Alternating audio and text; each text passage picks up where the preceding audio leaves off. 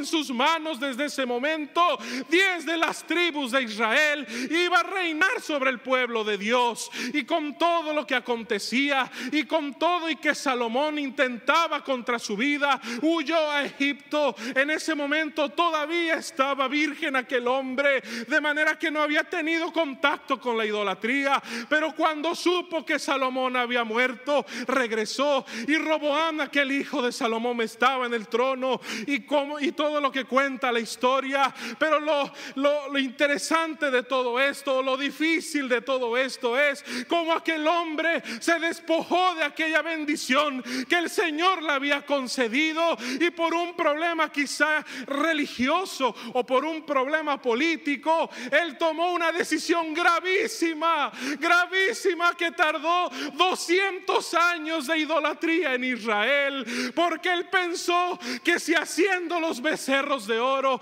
que si en Betel y en Dan podía construir altares a los dioses ajenos, según un Dios conocido como Jehová, pero en forma de becerro. Él pensaba que de esa forma el pueblo se iba a mantener junto con él. Pero qué gran error, qué gran desvío. Y no solo eso, sino que tomaba aún de la gente del pueblo y los consumaba como sacerdotes, cuando ni eran levitas, no estaban indicados para ese trabajo, para ese oficio.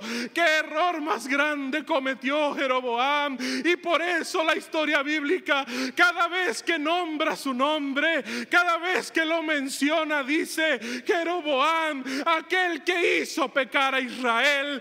Qué leyenda más triste, querido hermano, aquel que hizo pecar a Israel. Qué triste sería nuestra condición si nosotros dejamos que el Espíritu Santo se vaya de nuestro corazón y dejamos que la humanidad gobierne nuestra vida. Jeroboam pudo haber sido un gran rey, pero él se desvió. Él decidió irse por otros rumbos, los rumbos espirituales que no tenían nada que ver con la santidad de Dios. Pero después de eso, 2 siglos después, 200 años después de esto, surgió en Judá un gran rey llamado Ezequías. Gloria a Dios. Aquel hombre dice que destruyó los altares, dice que no solamente volvió a restaurar el sacerdocio de Jehová, sino que el mismo Dios dio testimonio de él, diciendo: no se levantó ni antes ni después de él otro como el gran Ezequías.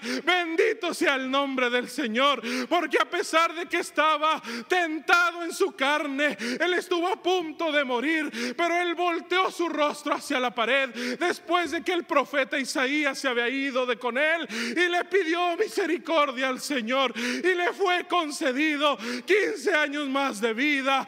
Esa es la bendición que recibe aquel que sigue a Jesucristo, aquel que sigue la voluntad de Dios, aquellos que desean ser hombres o mujeres conforme al corazón de Dios. Por eso, hermano, ¿cuál será tu leyenda? ¿O acaso será como la de el nieto de Ezequías? ¡Qué tristeza! Manasés, aquel hombre que estaba, quizá también tenía esa oportunidad de ser rey sobre el pueblo de Judá, pero él cometió gravísimos errores, gravísimos, de tal manera que no solamente era un idólatra, era conocido como el impío Manasés. ¡Qué título! ¡Qué nombre más terrible! Pero aún no solo eso, sino que pasaba a sus hijos por el fuego.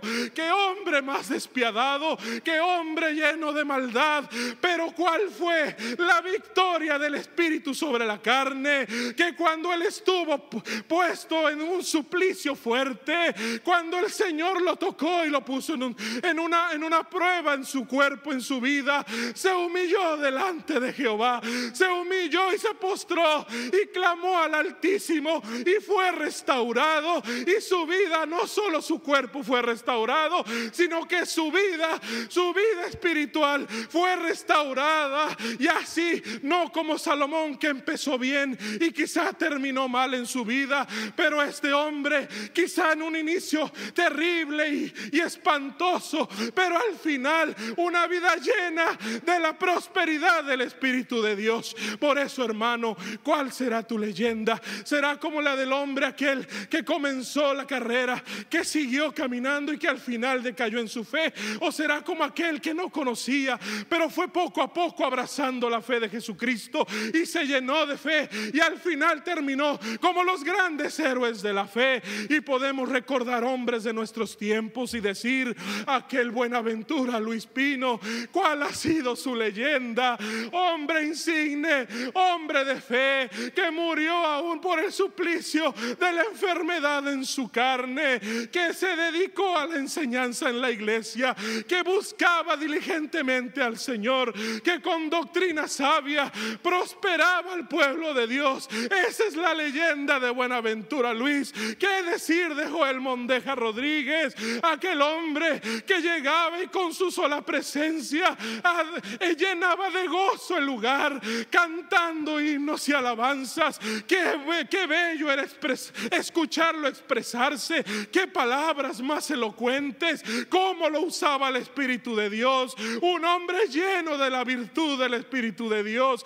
Y así podemos narrar muchos hombres y mujeres. Pero ¿qué pasa en nuestros hogares? ¿Acaso somos nosotros verdaderos sacerdotes en nuestro hogar?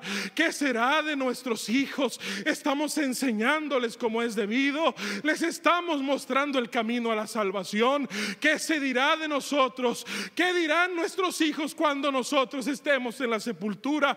¿Qué dices de tu padre? ¿Qué me puedes decir de él? No, mi padre nunca nos ayudó, nunca nos enseñó el camino. Cuando tuvo la oportunidad no nos ayudó, no nos llevaba a la iglesia, prefería hacer otras cosas antes que ir a la casa de Dios.